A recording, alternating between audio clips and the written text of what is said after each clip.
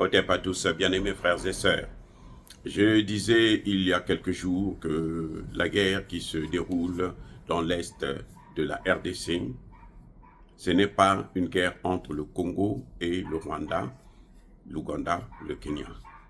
C'est une guerre entre le Congo et l'OTAN, le Congo et l'Union européenne, le Congo contre la communauté internationale. C'est aussi une guerre de la communauté intercriminelle contre le continent africain. Que chacun de nous, que tout Africain, qu'il soit du Congo, du Gabon, du Cameroun, du Centrafrique, du Mali, du Burkina et partout en Afrique noire, sache que cette guerre le concerne.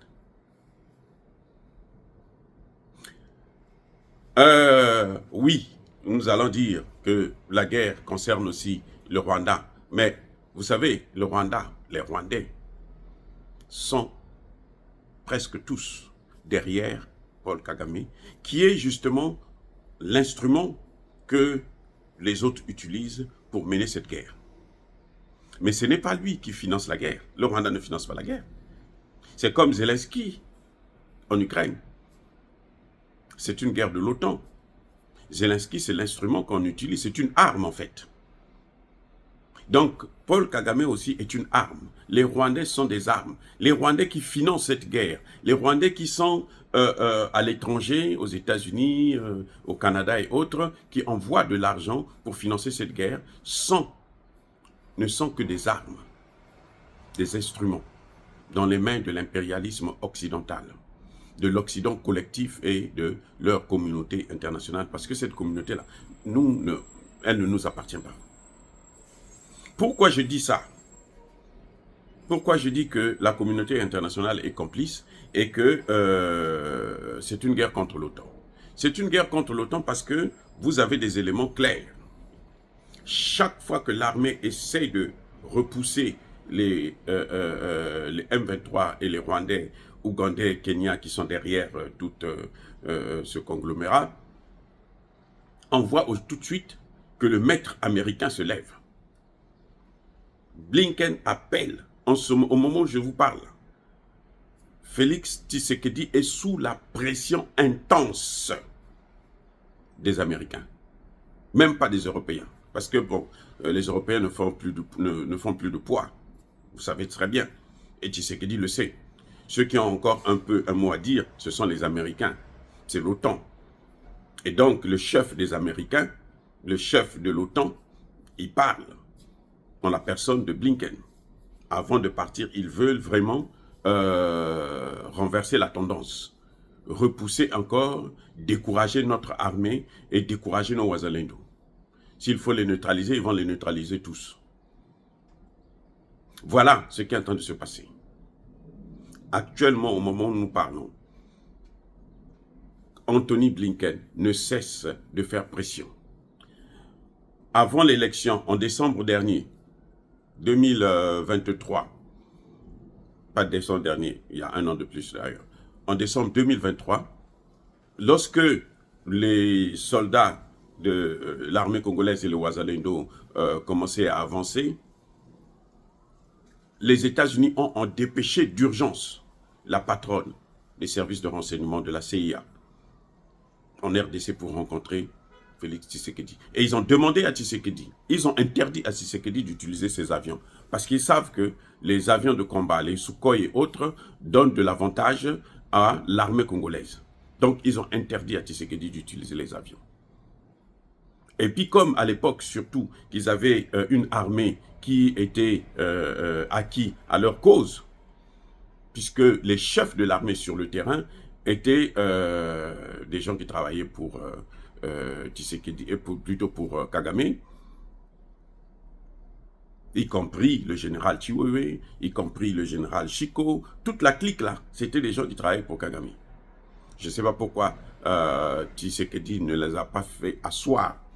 Bon, il a ses raisons, mais c'est une très mauvaise idée de prendre des gens comme ça, les nommer responsables d'autres territoires pour contrôler ou bien conseiller militaire du président. C'est tellement ridicule. Mais bon, pour l'instant, puisque sur le terrain, nous voyons des avancées, on ne peut pas jeter l'eau avec le bébé.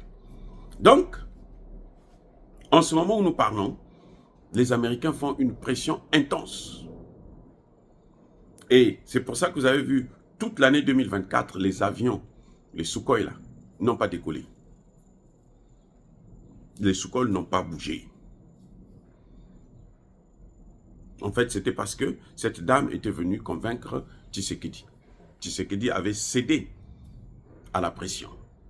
Là encore, Blinken est en train d'appeler pratiquement tous les jours Tshisekedi pour qu'il puisse baisser les bras, appeler à un cessez-le-feu encore comme d'habitude. C'est le cessez-le-feu. Chaque fois, écoutez bien, faites cette remarque. Occupation de Bunagana, il y a eu un cessez-le-feu. L'armée congolaise regardait et eux, les Rwandais ont occupé Bunagana. Tout de suite après. Oui. L'occupation de Rubaya, pareil, cessez-le-feu. Tshisekedi accepte le cessez-le-feu, l'armée rwandaise occupe Rubaya. Les soldats rwandais ne sont pas des militaires.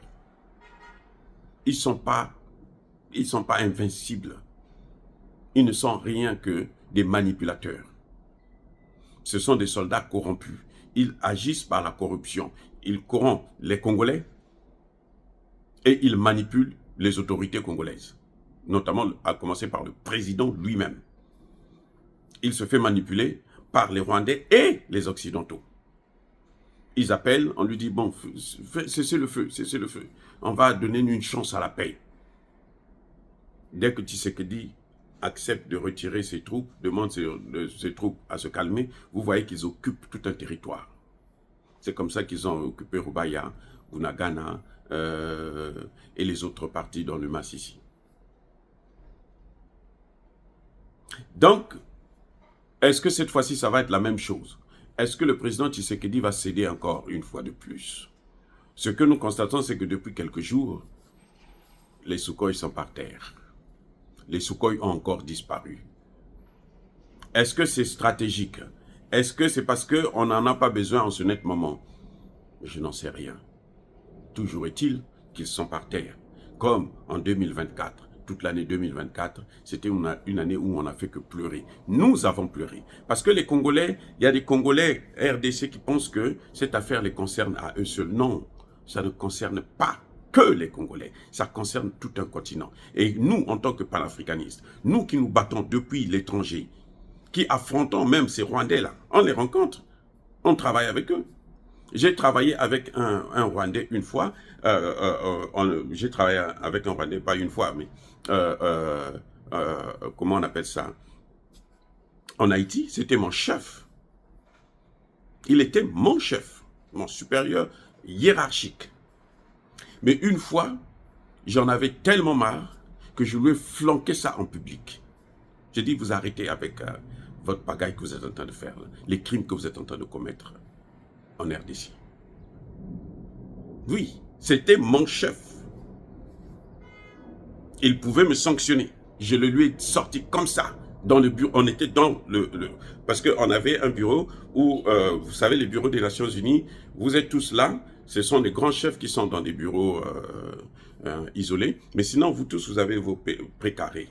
Hein, des petits box là. Vous êtes là comme vous travaillez. Comme ça, je lui ai dit, tous ceux qui étaient autour ont entendu. Mais il avait été, il faut le reconnaître, très sympa, très correct. Il a reconnu, il dit oui, ce que nous faisons au Congo n'est pas normal. Et je comprends votre frustration. Depuis ce jour, je ne lui avais jamais parlé de ça parce que j'avais compris que, au moins lui, il était honnête. Il était honnête, il l'a reconnu. Et on a continué à travailler comme des frères jusqu'à ce qu'on se sépare à la fin de ma mission. Vous voyez, donc, cette affaire, j'espère seulement que les Congolais doivent comprendre que ce n'est pas une affaire que des Congolais. Vous savez, le Mali est arrivé à ce niveau, le Burkina, le Niger, parce que l'Afrique a soutenu ce combat. Et c'est pour ça que j'appelle encore une fois de plus les Africains à se mobiliser sur cette affaire-là. C'est notre affaire. Franck Fanon disait que le Congo, l'Afrique, c'est un pistolet. Et le Congo, RDC, on est la gâchette. Donc c'est depuis le Congo RDC que nous allons régler cette affaire pour l'indépendance totale, la souveraineté que nous cherchons pour le continent africain. Ça doit venir du Congo démocratique. Si le Congo a la paix, l'Afrique s'en sortira. Mais si le Congo n'a pas la paix, l'Afrique aura du mal à décoller. Oui, vous allez dire qu'on voit en Afrique de l'Ouest, au Mali, Burkina, Niger, les choses restent toujours fragiles. Parce que le Congo est dans cette situation. Donc, nous devons, chacun de nous, soit par les prières, soit par le travail que nous autres nous faisons, le combat sur le numérique, parce que nous sommes en guerre. Hein. Ce que nous sommes en train de faire, c'est le combat que nous menons. Lorsque nous rencontrons les Rwandais, il y a des Rwandais qui m'appellent, on me dit non, on a besoin on voulait vous rencontrer parce que vous faites un bon travail à Washington. Je regarde, je dis, vous êtes des enfants, vous croyez que vous allez jouer avec moi comme ça? Hein? Vous voulez que je quitte ici, chez moi, pour venir vous rencontrer à Washington. Parce que vous croyez que je suis bête. Si vous voulez, venez là où je suis. Et on va voir si vous allez vous en sortir. Voilà, c'est clair. Donc, c'est un combat qui nous concerne tous. Ça, c'est un. Il y a un deuxième élément que j'ai évoqué au début de cette vidéo, c'est que les Nations Unies sont impliquées. La communauté internationale, ou plutôt la communauté intercriminelle, est impliquée dans ce combat. Pourquoi je dis ça? Vous allez le remarquer dans le système de communication de l'ONU. Vous savez que l'ONU aussi va sur les réseaux sociaux. L'ONU va sur les réseaux sociaux. Mais l'ONU ne communique que lorsqu'il y a une petite avancée, une lueur d'espoir pour les M23. L'ONU ne communique que lorsqu'il faut tout faire pour motiver les M23 et l'armée rwandaise qui sont en train de subir des pertes énormes, très énormes. Ah oui, je vous dis, hein, ils sont en train de perdre. Et pas plus tard que pendant les fêtes, là, il y a un colonel de l'armée rwandaise qui était le porte-parole de l'armée rwandaise des opérations dans le Nord Kivu, qui est tombé, qui a été neutralisé. Et aujourd'hui, au Rwanda, il y a beaucoup de généraux qui refusent d'aller sur le terrain. Parce qu'ils savent que là-bas, c'est fort probable que ce soit un billet aller simple. Donc, quand il s'agit de motiver ces gens-là, eh bien, vous allez voir un communiqué de l'ONU. Non, les M23 ont fait ceci, ont fait cela avec l'armée rwandaise et tout, pour essayer de doser un peu avec l'armée rwandaise. Mais au fond, parce que chaque jour qui passe, l'armée congolaise est en train de récupérer des territoires. Chaque jour qui passe, depuis près de 2 semaines maintenant. Chaque jour qui passe. Et les combats se poursuivent de façon intense. Et c'est la débandade. Et les Rwandais sont en train de perdre beaucoup de jeunes gens et de hauts gradés. Vous savez ce qu'on fait? On les amène à la frontière et on les enterre là-bas. On ne les amène pas à Kigali. Hein. Et il n'y a pas de deuil à Kigali. Hein. Beaucoup des parents ne savent pas que leur parent est déjà parti. Ils restent dans l'ignorance. Donc, bien-aimés frères et sœurs, encore une fois de plus, soyez bénis, abondamment bénis par le Dieu de Kémité, par nos ancêtres angélisés.